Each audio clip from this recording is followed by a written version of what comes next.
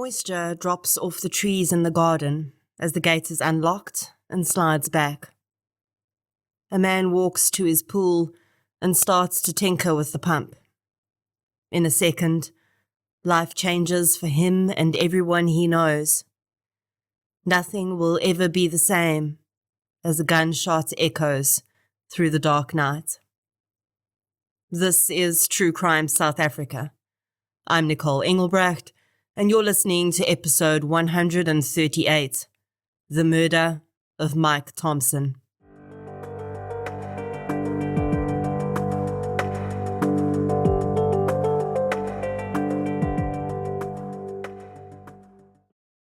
This episode is sponsored by Watchtower Group.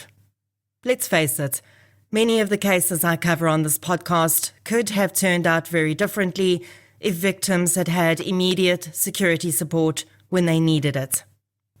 If you're looking for the ultimate peace of mind when it comes to security, look no further than Watchtower Group, your trusted partner in off-site CCTV monitoring solutions.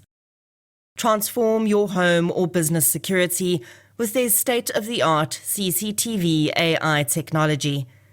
Detect intruders, monitor your property, and gain peace of mind 24/7. Protect what you cherish most, effortlessly.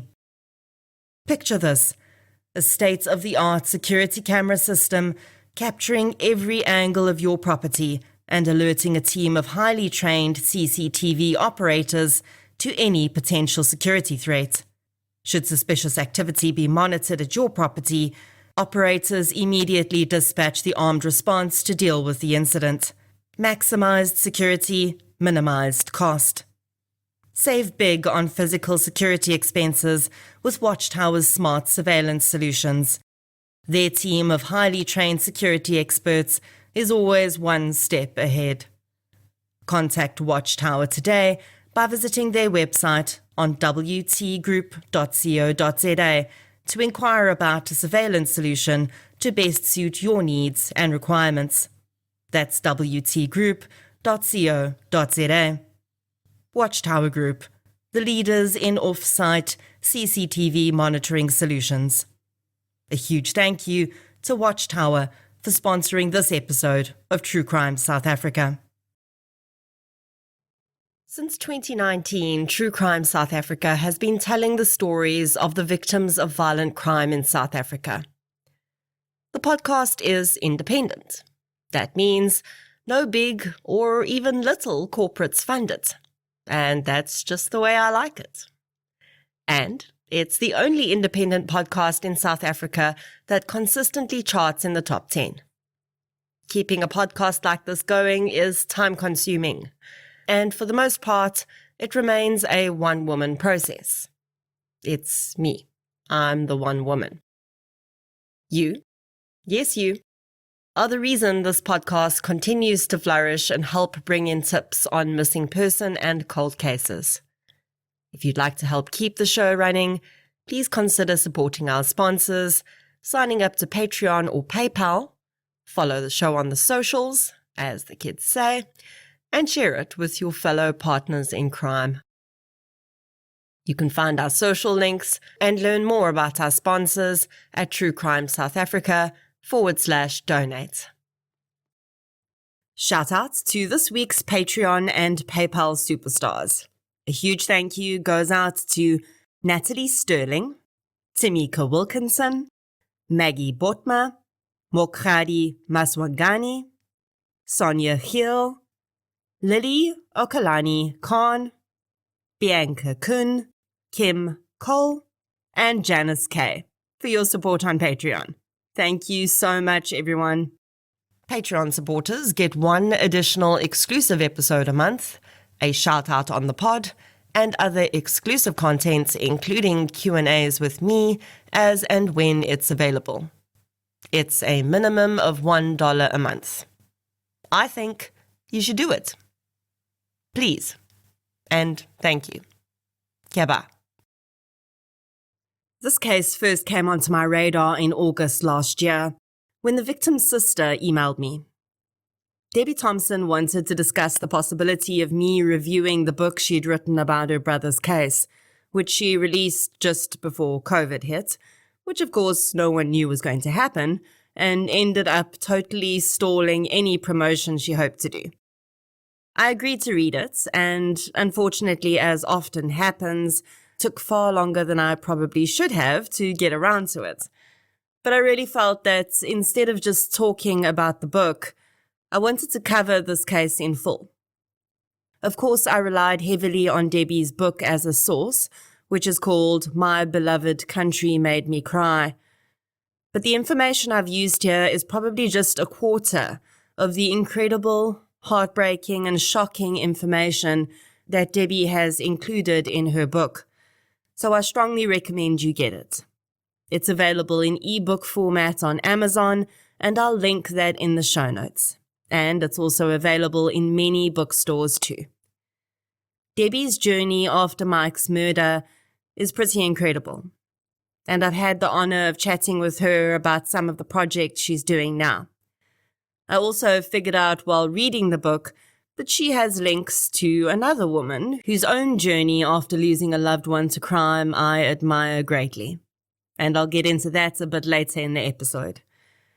So without further ado, let's get into episode 138, The Murder of Mike Thomson. The following episode may contain sensitive material, including descriptions of violence, sexual assault, or graphic descriptions of injuries to victims. If you feel you may be triggered by such material, please consider this before accessing our content. To access trauma counseling or services, please see the helpline information on our show notes. Although this episode is specifically about the murder of one man, Mike Thomson, the case itself involves a huge number of other victims of different crimes that the individuals involved in Mike's murder committed. Occasionally, we hear about specific gangs or syndicates with specific modus operandis operating in certain areas. I will admit that groups like the one we're talking about today, who commit violent home invasions, do seem to be far more common in Gauteng and its immediate surrounds than in some other provinces. I think that has a lot to do with the high population density in the area, and also the fact that the road network there often allows these people to be in areas where they'll do these home invasions and then very quickly flee into areas where they can hide out. Like serial killers, these gangs are often given names by either the media or the police to identify them and their crimes. Usually those names have something to do with their modus operandi or the area they operate in. The Rolex gang, for instance, were a group that operated in Johannesburg and got their name because many of their victims were robbed of Rolex watches. The Santon Knife Gang is another that operated in Johannesburg and, as their name suggests, used knives in their robberies. Now, just to be clear, the word gang used in this context, while not entirely dissimilar to actual street or prison gangs, is actually just a way to describe criminals operating in a small group. I guess one of the biggest differences between these types of criminal groups and actual organized street gangs or prison gangs is the sense of loyalty to the group. In the types of groups we're talking about today, there are often core members, but that doesn't stop those members from carrying out crimes on their own, and there's not much of a code of conduct, as we see with proper gangs. Often these groups will fizzle out on their own after a while if they aren't caught, and they are far more likely to turn on one another than in street gangs. In 2007, the Razor Gang was terrorizing Johannesburg's suburbs. The group operated with between 5 to 7 members at a time, and their MO was to carry out extremely violent home invasions in which valuables, cash, and guns were stolen. The members would make entry into homes, usually while the occupants were still awake, tie them up, and often assault and terrify the homeowners into showing them where their valuables were. It didn't take long for their violence to escalate into more than beatings. It would later be revealed that their targets were also not always completely random. Very often, one of their members, who was a taxi driver during the day, would give domestic employees from the suburbs rides home and get into conversation with them. Sometimes these individuals would share more about their employers' homes and the contents than they perhaps intended to, and on occasion, that sharing of information was intentional, and they might be promised a cut of the proceeds of a possible home invasion. In the months before they darkened the door of the Thomson family, the Razor Gang was already on police's radar. They'd committed 16 crimes before the one we're going to focus on today, and it would sadly not be their last either. For the most part, the dockets associated with the gang were spread across 3 police stations: Bramley, Santon, and Parkview. They would eventually all be consolidated under one station and one investigator, but not before an incredible amount of irreparable damage had been done to many lives. In her book, Debbie does a deep dive into the backgrounds of some of the members of the gang, as she would get to know them pretty well in the end. I'll get to some of that later in the episode, but you may be wondering about the gang's name. So at this point I'll say that the name comes from the nickname of one of the members, and the man who would play the most pivotal role in most of the crimes the gang was responsible for. Michael Thomson lived with his wife Lorna and their 3 children in Craighall Park. Mike worked in the IT industry, and Debbie says that his entire universe revolved around his wife, 2 daughters, Megs, 11, Annie Rose, 7, and his son, Nick, who was 9. Mike was close with his parents and older brother Alan, and well respected by his employer. The level of love and respect people had for the man would become extremely clear in the wake of his loss, and would echo out for a long time to come. Thursday, the 27th of September 2007, was like any other weeknight in the Thomson home. It had been raining for most of the day, but it was also hot, so the family had the security gate on the sliding door in the main bedroom locked, but the sliding door itself was open to let some fresh air in. After dinner and baths, the 5 family members gathered in the main bedroom and all lay together on the bed watching television. 9-year-old Nick was the first to head off to bed, and then the youngest, Annie Rose, retired too. As Megs was getting ready to go to bed, Mike noticed that the pool had been so well topped off by the day's rain that it was close to overflowing. If they had another downpour during the night, it would breach its limit, so Mike decided to backwash it quickly before bed. As he entered the backyard, he had no idea that there was a group of men huddled in the shadows. It would later emerge that the Razor Gang had not actually targeted the Thomsons that night. It had all been a horrible coincidence. The men had been headed to the neighbour's home. They'd allegedly been provided with information by that family's domestic worker that there was a large amount of cash in the house. The gang had been unable to make entry to that property from the street though, so instead they'd been making their way through Mike Thomson's yard to get there. At the very moment, he'd walked outside to backwash his pool. The moment they saw him and the gate standing open, for the brief time it would have taken him to complete his task, the gang decided to change their target. In seconds, 2 of the men were upon Mike. He shouted at them as he saw them, and one fired a bullet into his chest, which struck his lung. But Mike, immediately pumped with adrenaline and having had 20 years of martial arts training, wasn't immobilized by the bullet. Instead, he went on the attack, undoubtedly realizing that his family was just meters away. He watched as 2 of the men remained behind with him and another 2 ran inside. One of the 2 men outside cocked his gun and seemed to be preparing to shoot. But his gun jammed, and as he desperately tried to correct it, Mike punched him, knocking him out cold. The other man then stepped forward, armed with a screwdriver. Mike wrestled him, and they both fell into the pool. Mike began to push the man's head under the water to get him to lose consciousness, but the man began to stab him with the screwdriver. He would stab Mike 14 times during the struggle. As they struggled, the man that Mike had knocked out came round and started shouting for one of the men who'd gone inside.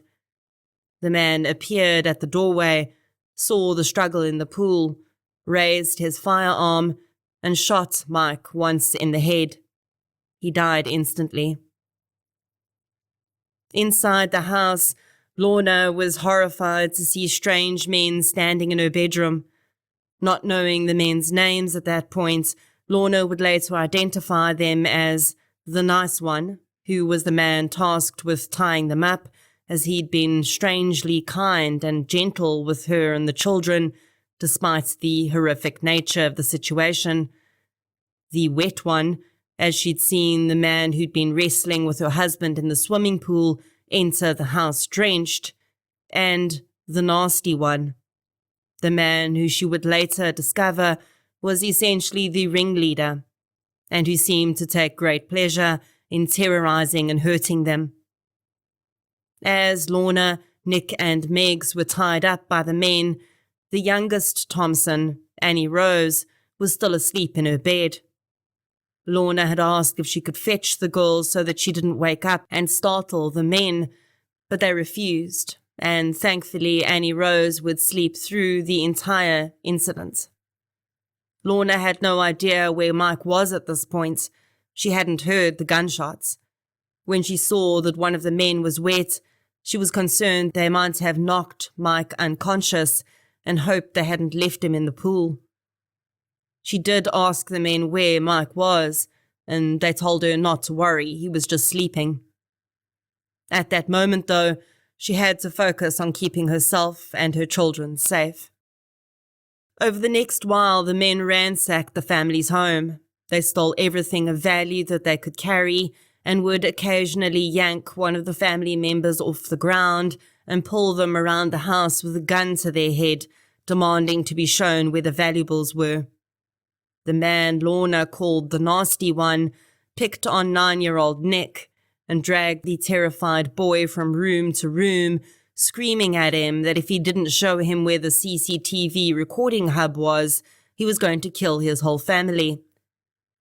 The men had seen small speakers mounted on Nick's bedroom walls and mistaken them for CCTV cameras. They wanted to know where the recording hub was, but the terrified child didn't even know what CCTV meant.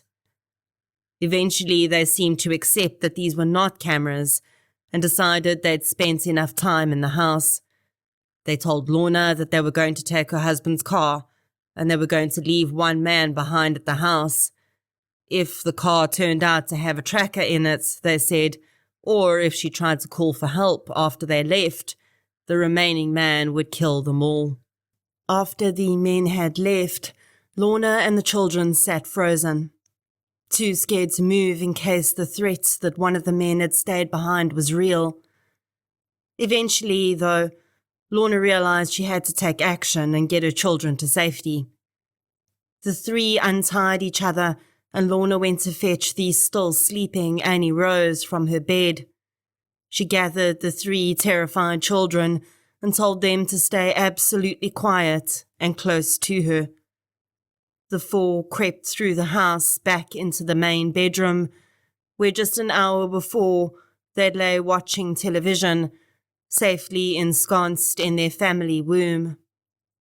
Lorna still had no idea where her husband was, and as she peered out into the garden, she hoped to see Mike lying unconscious on the paving around the pool, but he was nowhere to be seen. She quickly ushered the children out of the house and almost simultaneously spotted her husband at the bottom of the swimming pool. A cloud of blood surrounded him, and as the horrific knowledge that her husband was dead sunk in, Lorna had to immediately snap back into mom mode and ensure that her children didn't see their dad like that. She pushed them along further into the garden and stood between them and the pool, telling them not to look down and carry on moving. The family were eventually able to get their neighbours' attention, and calls began to go out that would change so many lives. Debbie Thomson was getting ready for bed in her home in Hoedspruit, 5 hours' drive from Johannesburg, when her phone rang. In her book, she describes the confusion and shock that followed finding out that her brother had been murdered. She tries to wait out the night and travel in the morning, but eventually contacts a friend who was planning on travelling to Johannesburg for work and drives with her to arrive at her brother Alan's home, where the shocked family is gathering. I always think about how a place, in this case a home, can suddenly take on a completely different nature after something like this happens.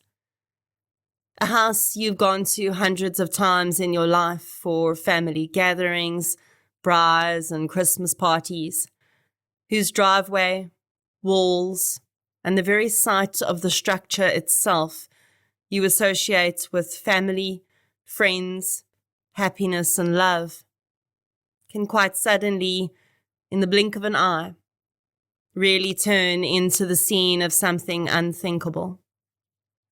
And that place becomes completely different. As Alan Thomson pulled up to his brother's house in Craighall Park, the dark street was already cloaked in flashing blue light.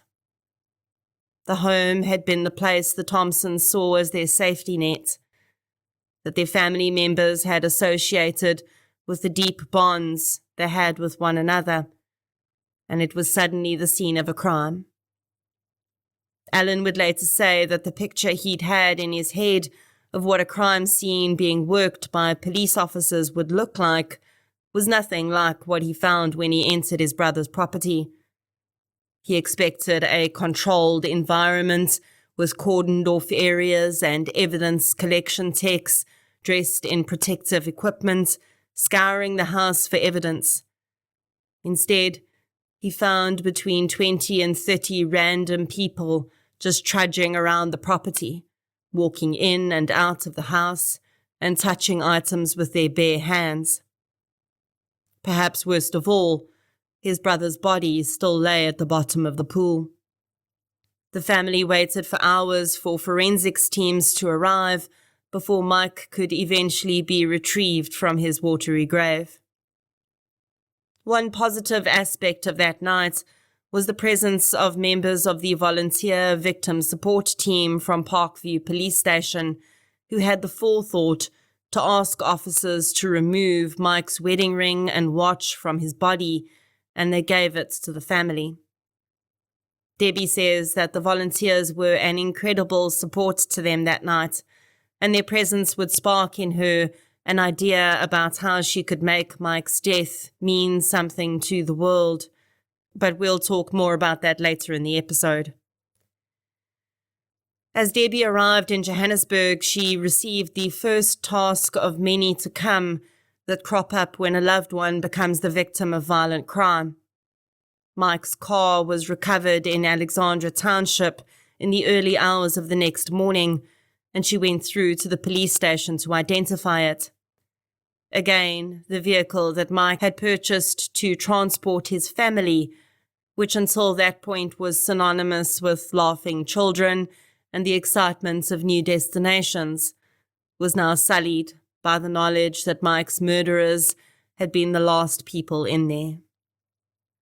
Debbie watched as the forensic techs took fingerprints from the inside of the vehicle. They discovered a few that they said were really good prints and should yield results. And keep this in mind, because it'll become important later. In these very early hours, Mike's family were already starting to experience a taste of the frustration that would taint their quest for justice for almost a decade after Mike's murder. As news of Mike's death began to spread, visitors started pouring into his brother's home where Lorna and the children were staying. Although this time would be a complete blur, several of the visitors would play a pivotal role in the events that would follow the tragedy. One of Mike's best friends visited and offered to arrange a private detective to start working the case immediately. This detective would become incredibly important in gathering valuable evidence and handing it over to the SAPS. In the days after the murder, the family already started discussing how they might like to honor Mike in a more permanent way. Mike's employer offered to open a trust, which they could use to raise funds to help play a real role in preventing crime and helping future victims. Both Alan and Debbie would stand by their initial commitment to honoring Mike's memory in the years to come and making a real difference. Debbie and Alan would also take on the task of identifying Mike's body at the mortuary. Debbie described this experience as one of the worst of the entire ordeal. The staff did not seem to have any concept of how horrific the deed was for the family, and there was no explanation or preparation for the grieving siblings before they were shown Mike's body. Another visitor to the home in those early days was a woman whose name I'm very familiar with, and was quite surprised to see her name pop up in Debbie's book. Frequent listeners of the podcast will recognize the name Vanessa Lynch as a woman who essentially took on South African policymakers to force the implementation of desperately needed DNA databases and collection strategies for crime scene techs in South Africa. Vanessa and her mom Sue understood the Thomsons' pain all too well. I've interviewed Vanessa on the podcast before about her organization, DNA for Africa, and the work it and she has done to move DNA forward in South Africa, and she's even interviewed me on her podcast too. Vanessa's quest began after her father was murdered in a home invasion in 2005. His case was never solved, despite there being a ton of DNA evidence on the scene. But she visited the Thomsons that day in a personal capacity. She, Debbie, and Mike went to school together and had been friends since. It was simply horrible coincidence that Vanessa had experienced something so similar to what the Thomsons were going through. But that horrible coincidence would have amazing results for the entire country and countless victims of crime. Vanessa's little brainchild organization at the time, DNA for Africa, was one of the first beneficiaries of what became known as the Mike Thomson Change a Life Trust. Although all these incredible things were happening in the weeks and months after Mike's death, the family's aching loss was still incredibly evident. The children, 9-year-old Nick especially, struggled significantly. And what made things worse was that the men who'd killed their father were still out there, and they were still committing crimes. 5 days after Mike Thomson was murdered, the Razor Gang struck again. Before writing her book, Debbie received permission from the Patterson family, who were the next victims, to release the information I'm about to share with you. Alan and Bronwyn Patterson are parents to Jamie and Angus, who were 17 and 10 at the time. The Razor Gang made their way into the Patterson home one night while the family was settling into bed. Both the children were already sleeping, but the gang tied up Alan and Bronwyn and woke the children up, ordering them into the lounge with their parents, where they were all forced to kneel in front of the men as the gang ransacked their home. The roles the men seemed to play, which came through so strongly in the Thomson home, also came through here. The nasty one was exceptionally vicious on this occasion, and so was at least one of his accomplices. The nice one continued to display a strange sense of care for his victims, binding them carefully and placing a blanket over them, and eventually even a pillow under Bronwyn's head as she lay on the floor. But the viciousness strongly overwhelmed any element of kindness displayed. Bronwyn asked up front that the men communicate only with her and not with her husband, because he was recovering from a stroke and struggled to find the right words sometimes. They did so, but this also meant that she became the gang's punching bag. Bronwyn was violently assaulted about the face and head and stabbed twice in the neck with a pair of scissors. The men had tossed her in a pile on top of her children and husband, and then the nasty one took his violence to a new level. Shouting that he was HIV positive, he grabbed 17-year-old Jamie and dragged her into a bathroom. Locking the door, he proceeded to rape the young girl. Alan was also beaten.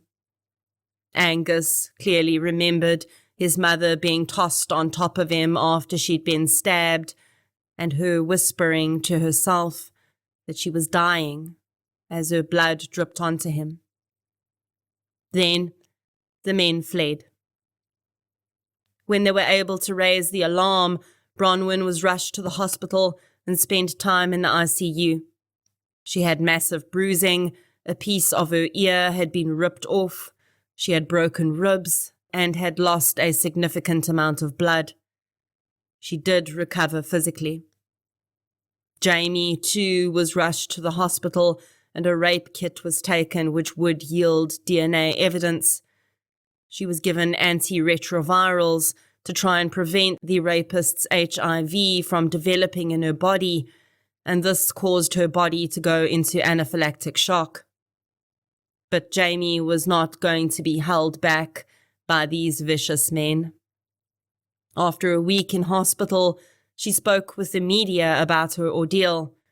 Then she went back to school, sat for the matric exams she'd been studying for on the night of the attack, and passed with 7 distinctions.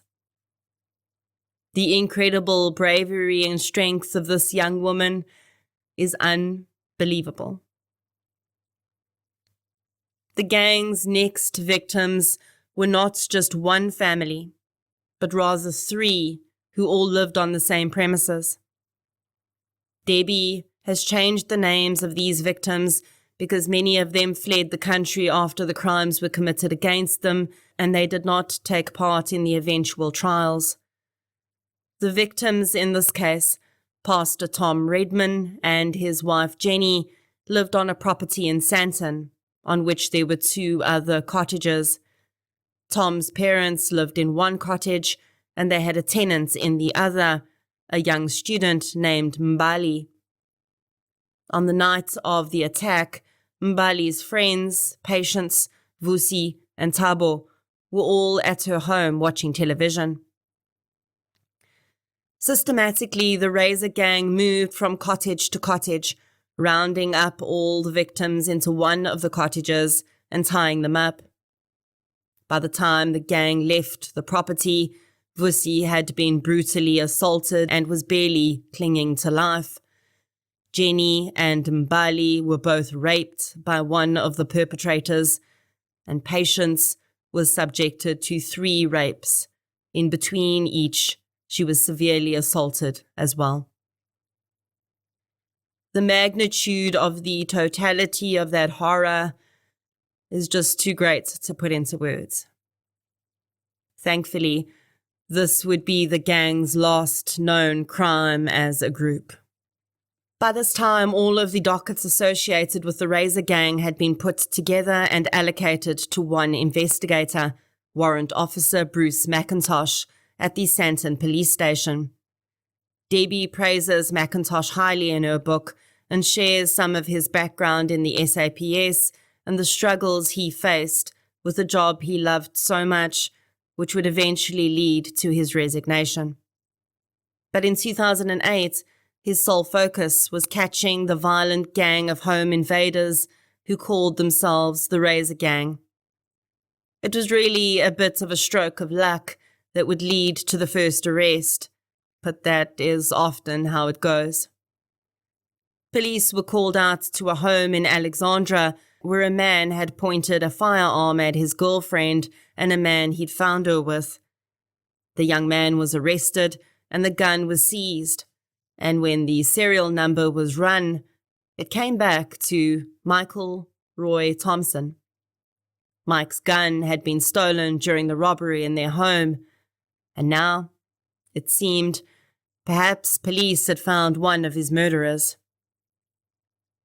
The young man with the gun was more than a little horrified to hear he was being accused of murder. He explained that he hadn't had any intention of using the gun, and it didn't even belong to him. He'd found it under his uncle's mattress and taken it to show his girlfriend, but then he'd found her with another man. He was very happy to lead police back to his uncle, and police officially arrested the first member of the Razor Gang on that day, George Nyembe. In searching George's home, police found a huge number of stolen items they could tie back to the gang's crimes, and George was singing like a bird and directed McIntosh to the homes of several other gang members. Sibusiso Mashinini managed to escape from police by running on the rooftops of surrounding homes and disappearing into Alexandra. He was arrested on the 1st of February 2008, though. Armando Macamo was arrested next, and then Bongani Masumpa and Mzilowo Tofile. By April 2008, there were just 2 gang members outstanding. The leader, Razor Zulu, the man whose nickname had named the gang, and Tabang Keza. McIntosh received a tip-off about Razor's whereabouts on the 28th of April 2008 and crept up on the man while he was drinking at a tavern. He was in handcuffs before he knew what was happening. The final member of the gang was killed in a shootout with police after he'd committed another robbery with a different group in Fourways. And now, with all of the members of the gang in custody, we can piece together the evidence and understand exactly who these men were, because that would be incredibly important for Debbie too. Razor Raymond Zulu was the nasty one. Evidence would show, although he would flip-flop on his own culpability, that he was responsible for the first shot on Mike, as well as the shot in the head that had killed him. He was also responsible for the rapes of Jamie, Mbali, and Patience. George Nyembe was the wet one, the man who'd struggled with Mike in the swimming pool and trudged back into Lorna's home, soaked to the bone after stabbing her husband 14 times with the screwdriver. He had also raped Jenny and Patience, and he'd stabbed Bronwyn in her neck and tore off a piece of her ear. Bongani Masumpa was the so-called nice one. He had shown strange care toward the victims of his vicious crimes. Mzilowo Tofile was believed to be the getaway driver and the man who would secure the leads during his day job as a taxi driver. Evidence connected all of the other men to the crimes too. Identity parades would be held in which Lorna and Nick were able to identify some of the perpetrators in the first ID parade, which they would later say was handled extremely professionally and they were treated with the utmost respect. When they had to go back for a second one, though, the opposite was true, and the family was so deeply re-traumatized by how they were treated that they couldn't make any identifications. Debbie points out something in her book that I think is extremely important to mention here about ID parades.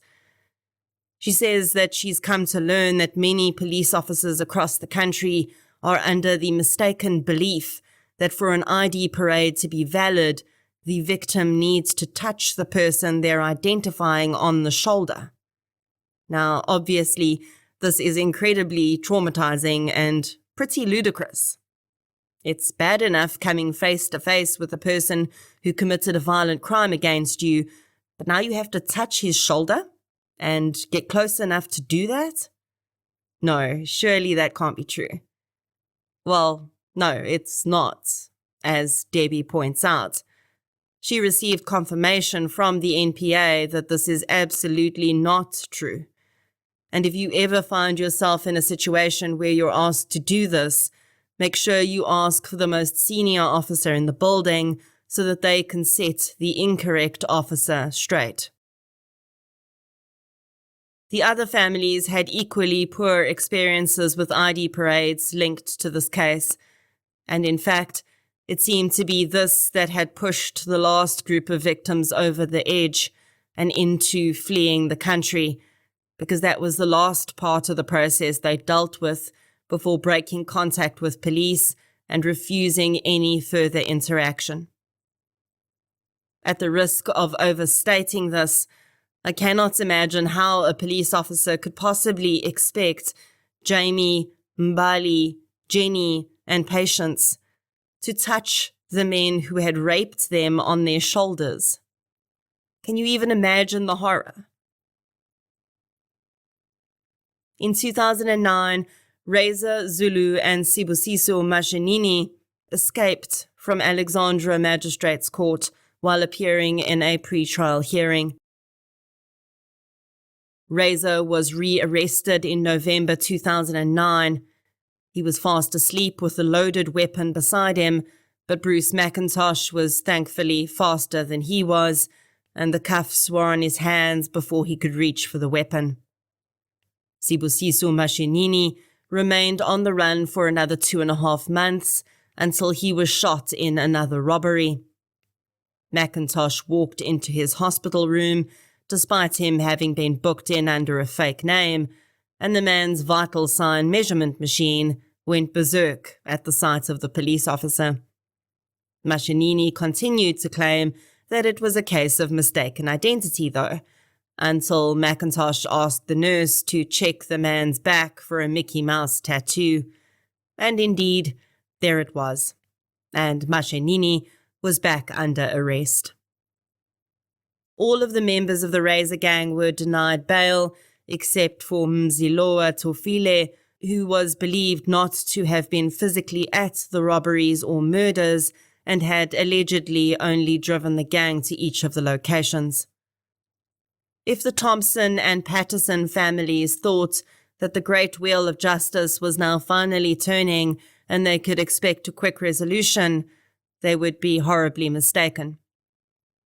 What happened over the next almost a decade would be unbelievable if it was scripted in a movie. But anyone who has ever dealt with the incredible level of low resources and inadequate systems in South Africa and many other similar countries will know it's all too real. The Thomsons and the Pattersons did not understand this at the time, but they were certainly going to find out. The Thomsons would have to fight for every piece of information they could get. Almost a year after the gang was arrested, they had to use personal connections to discover that Mike's case was not even on the court roll yet. His docket was lying on the floor of an unlocked room in the courthouse with hundreds of others. Around this time, Bronwyn Patterson was interviewed on the radio, and the Thomsons connected with her. They banded together to try and fight the system to get something happening. They would eventually get Mike's case on the roll and separately from the others, which was not what the prosecutor had originally wanted. They had wanted to try the gang for all their crimes at once, but this would mean that they would get one sentence for all of the cases, and the families didn't want that. Although they eventually won this battle too, it definitely wasn't the end. Debbie tried for years to get transcripts of the various court appearances the men had made without any luck. She just wanted to be able to understand what had been said in each one, but to this day, she's had no luck. The Pattersons' case would see a courtroom first in 2010.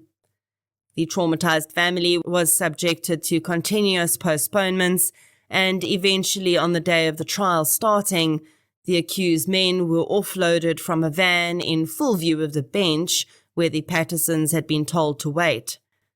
Razor and his crew made threatening gestures and jeered at the family.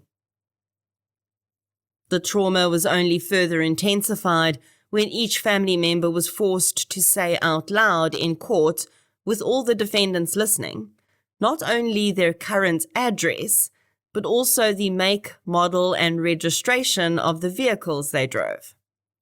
If the Razor Gang had wanted to take retribution, the system was giving them a very easy way to do so. Finally, their testimonies were over, and they were allowed to leave. But the Pattersons were never informed of another court date. They eventually heard through a friend who'd heard on the radio that Razor Zulu was found guilty of rape and various other charges, and George Nyembe was found guilty of the attempted murder of Bronwyn. They were given 30 and 20 years respectively. The Thomsons expected their case to come next, but when they inquired, they once again discovered that Mike's case had been removed from the roll. According to the prosecutor, there was insufficient evidence. In speaking with the I.O., who was now in charge of the case, the family was horrified to discover that the man had no idea that there was in fact a mountain of evidence against the gang in connection with Mike's murder. His laptop had been found in their possession, they'd been linked to his car, they'd been linked to his weapon, and there were fingerprints in his vehicle. None of this was in the docket, which had been clearly tampered with at some point. Thankfully, the Thomsons' PI was able to resupply some of the evidence to get the docket back up to date. But the biggest shock would come when, just by chance, they discovered that the docket didn't even have the correct injuries for Mike noted. The autopsy report said absolutely nothing of the 14 stab wounds that had been inflicted by George Nyembe. It noted only the 2 gunshot wounds. Eventually, the 14 stab wounds were just added in a note at the bottom of the report, which just beggars belief. Finally, in 2015, 8 years after Mike was murdered, his case was added back onto the roll, and 4 members of the gang were to stand trial for his murder. Bongani Masumpa, George Nyembe, Raymond Razor Zulu, and Mzilowo Tofile. These seemingly now standard postponements continued, and the children who needed to testify were forced to pull out of provincial sports teams and miss out on school events to attend trial dates, which were eventually just postponed again.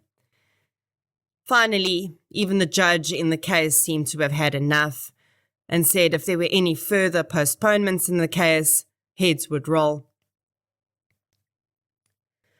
At the very next court date, the family were surprised to hear that George Nyembe and Bongani Masumpu had both pled guilty and turned state witness against the remaining 2. George was given 15 years for housebreaking and 20 years for murder. Bongani was given 10 years for housebreaking only. Now, a new trial had to start for Zulu and Tofile. On the first day of the new trial, the family was subjected to the traumatic experience of having Razor Zulu led down to the bench where they were sitting outside the courtroom and in his leg shackles, they placed the man directly next to the victims. Debbie was enraged, and Razor quickly began smirking at the family and making threatening gestures toward them. Debbie was having none of it and went and sat in the bench opposite Razor, although her own heart was racing and got his attention. She stared into his eyes for the rest of the time that they were out in the hallway. Any time he tried to turn his attention back to the children and Lorna, she shouted, "Hey," and held him once again in her gaze. On that day, there was another postponement, and Debbie decided to wait outside the court for Razor to be taken out so that she could snap a picture of him, so she had a more recent image as he'd changed so much since he was arrested. She waited, and eventually went inside and asked where the prisoner was. The court clerk told her he'd asked to be kept in the holding cells for his own protection. Clearly, Debbie's fierce protection of her family had rattled the nasty one. When the trial finally resumed in July 2016, the family was in for another surprise. Razor Zulu had decided to plead guilty to Mike's murder. They immediately thought that he must be trying to get less time, but he actually hadn't. In his plea, he advised his own attorney to request the punishment he would have received, life in prison. The change around was unfathomable, but the Thomsons quickly agreed. Unfortunately, the charges against Tofile were dropped as there wasn't sufficient evidence to continue a trial against him, and the family agreed to this too. Before being led away, Razor Zulu asked for an opportunity to apologize to the family. He broke down into tears and told them that he was very sorry for what he did. Then, as though the last 8 years had been nothing but a strange, horrific nightmare, Razor is led away for the last time, his leg shackles reverberating around the courtroom. But it wouldn't be the last time that Debbie Thomson would see Razor Zulu. In the years since her brother's murder, Debbie's life had changed completely, not only due to the deep grief and loss she'd experienced, but because she decided to use that grief to try and make a difference in Mike's name. They'd been so grateful for the victim support services they'd received that Debbie went on to start the first victim support service in Hoedspruit. Her original career in conservation has now taken a major shift, and although I can't share all of the details of what she does, as a lot of it is highly confidential, rest assured that Debbie Thomson is playing a pivotal role in fighting crime in South Africa in a volunteer capacity, and she is a sought-after resource and partner with law enforcement. Working with other victims and seeing so many other crimes and criminals got Debbie thinking. Why did the men who'd caused so much devastation in so many lives end up where they were? The process of trying to first find and then actually talk to these men was similar in frustration levels to the journey to their conviction. Before she actually achieved what she'd set out to, Debbie would be scammed by an unscrupulous person, wasting many months of her time. Then, when she finally discovered where the men were, it took forever to actually figure out how to sit down with them, and even on the day she arrived, prison staff had no idea where Bongani Masumpa was at all.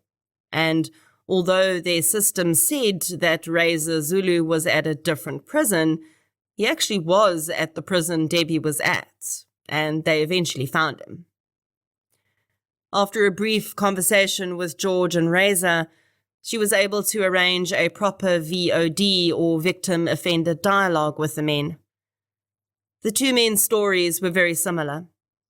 Both had grown up in severe poverty with single mothers. Razor had seen his mother severely beaten and watched his father throw her and him and his siblings out on the street. He and his siblings had joined street gangs early, as had George. By the time George was 25, 4 of his 6 siblings were dead. When you read Debbie's book, you'll get some of the pretty amazing insight she's gained over the years into the difference between people who grow up in difficult circumstances and go on to commit crimes and those who don't. But Debbie realized quickly through talking to the men that only one of them seemed at least a little bit sincere about his remorse. George Nyembe seemed sincere enough, although he had very little insight into why he'd done the things he had, and he couldn't explain why he continued to do such things if he felt as bad about them as he claimed. But there was some imperceptible difference between George and Razor that made Debbie fear that Razor would likely do exactly the same things again if given half the chance. Razor cried and begged for forgiveness, but there was a depth missing from his apology. His behavior had a dramatic flair to the point that Debbie felt like he was simply putting on a show. Psychopaths are really good at that. That's my view, by the way, not Debbie's. And even in their telling of their versions of what had happened that night, the men tried to minimize certain roles. When Tabang was shot by police, he became the gang's scapegoat, and suddenly everyone was claiming that it had been him and not Razor that had shot Mike. But Debbie knew that wasn't true. Although they'd never got a full trial with all the evidence presented, she'd gained enough experience in the ensuing years to be able to piece things together. The men claimed that the gunshots had only happened when they were in the pool, and it was, kind of self-defense, according to them, because they had told Mike to just comply, and he had been trying to drown George. All of this was, to coin a phrase, bullshit. The angle of the first gunshot could not have happened while Mike was on his stomach in the pool. Both bullets he was shot with came from a 7.65mm gun. Tabang's gun, which had definitely jammed because an ejected bullet was found on the paving, was a 9mm. When Razor was arrested, he had a 7.65 in his possession. The ordeal that the Thomsons and every other victim of the Razor gang went through is just unspeakable. And I'm not even just talking about the crime. I'm talking about everything they went through after that. They literally had to fight tooth and nail for the justice they finally got. And what would have happened if they hadn't? What would have happened if Mike hadn't had family to fight for him? Or if the family simply didn't have it in them, after all the pain, to keep pushing? Would the Razor gang have just gone back out onto the street? Debbie acknowledges that there are people in the story who are impeccable examples of their profession. And there are people who are rather poor examples. And that's to be expected. But it is about more than the people who might or might not do their jobs, regardless of the condition of the system. It's about a system that is so broken in so many ways that it enables the people who don't want to do their jobs and disables those who do. Time has passed and improvements have been made, but Debbie's story is duplicated in my inbox almost every day. We have a shockingly low solve and conviction rate in this country on violent crimes, and the Thomson story is sadly not the first or the last. But it is important to hear. I highly recommend you get a copy of Debbie Thomson's book, My Beloved Country Made Me Cry. I'll link it in the show notes, and if you struggle to find it, please do let me know. Debbie, you initially wanted a book review. I think this might be the longest book review in history, but here's the summary. Your book is one every South African needs to read. It is one that perfectly encapsulates an experience no one should ever have, but also goes so much deeper than a description of trauma. It brought me close to tears at times, and I've learned not to be a crier. You are an incredible writer, an amazing person, and the best damn sister anyone could ever ask for. And thank you for everything you continue to do for the country that has stolen so much from you. Mike Thomson does have a legacy. Thanks to people like Debbie, Alan, Lorna, his children, his parents, and Vanessa Lynch, incredible changes are being made daily, which are helping to ensure that families have to deal with less and less of this going forward. And although that's amazing, and I'm so grateful for the work that all of these people are doing, I have absolutely no doubts that Debbie would rather have her brother back. Lorna would rather have her husband back than his wedding ring that she wears around her neck on a chain. Their children would rather have their dad. His parents would rather have their son. Razor Zulu claimed that he decided to plead guilty because he saw Nick, Mike's son, and how he had grown up since he'd last seen him, and realized that he'd forced this child to grow up without a father, like he had, perhaps. And maybe that was part of it, but I don't think that was all of it. Because that day, he treated the Thomsons terribly, jeering and smirking at them, threatening them. But I think there was one thing that might have hit home with him that day, and that was what he saw in Debbie Thomson's eyes. I don't think there's any doubt that Razor Zulu was the most dangerous of this group. I personally don't think his tears were ever for his victims. They were for himself. And I could be totally off course here, but I think that when Debbie sat down in front of him that day and stared him down, despite his best attempts to intimidate her and her family, he saw a strength in her that he would never have.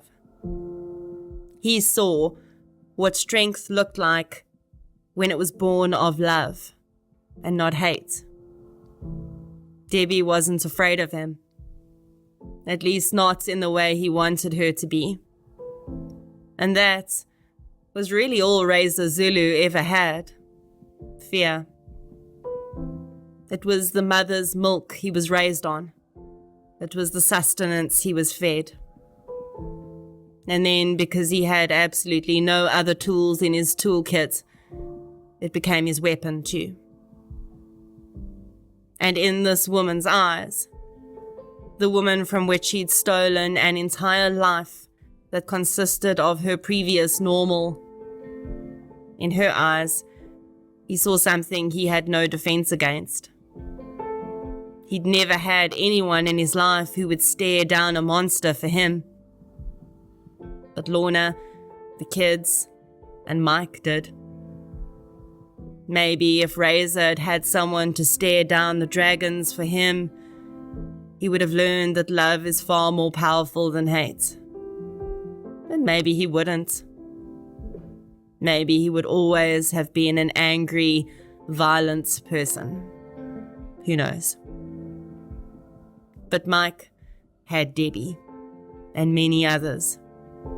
And they stared down the monsters together until the monsters gave in. But even in that act of selfless love, their hearts remained forever scarred. Mike Thomson, rest gently.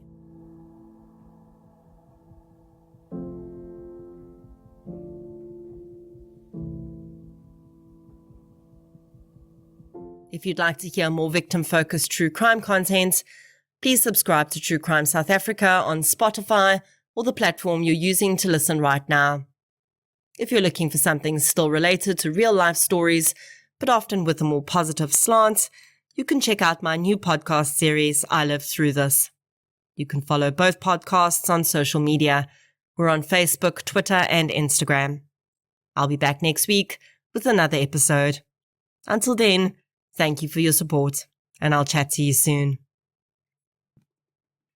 A healthier, happier, more productive life starts with good sleep.